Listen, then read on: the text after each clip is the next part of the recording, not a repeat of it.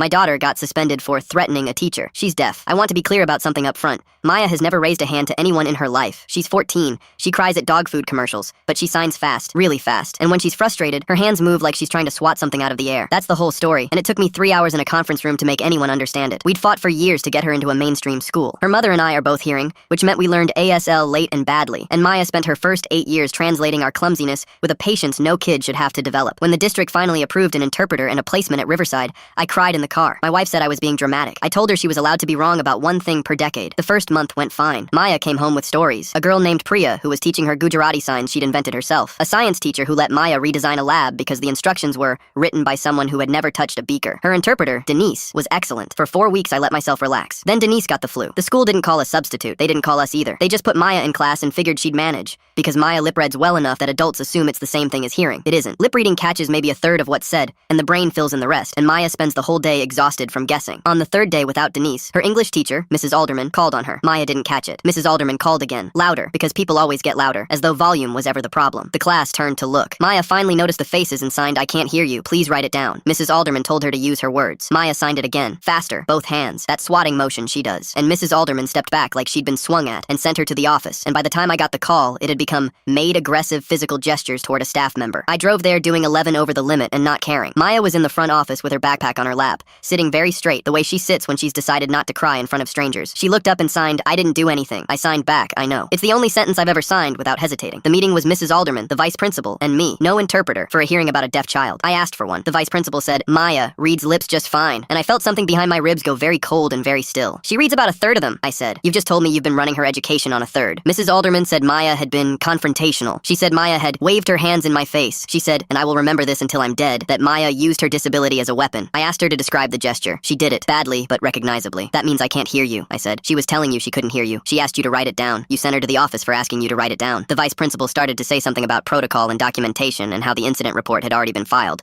3 days of suspension, pending review. It was, he said, out of his hands. That's when Priya's mother knocked on the door. She had 4 other parents with her, and 11 students' written statements, and a phone with a video her daughter had taken from the second row. Maya's hands, clear as anything. The exact sign, twice, calm, the first time. Priya had started recording the second Mrs. Alderman raised her voice, because Priya had seen this movie before with her own grandmother. Nobody yelled. That's the part I didn't expect. The room just got quiet in a way that meant something had shifted permanently. The suspension was voided that afternoon. Denise came back the next week, and there's a substitute list now, and a policy that says no interpreter, no class. Mrs. Alderman took a leave and didn't come back. Driving home, Maya signed, "You didn't yell." Didn't need to. I signed back, slow and clumsy, the way I always do. She watched my hands, then fixed my grammar. She always fixes my grammar. Then she leaned her head against the window and told me Priya was teaching her a sign for stubborn. She said it looked like me.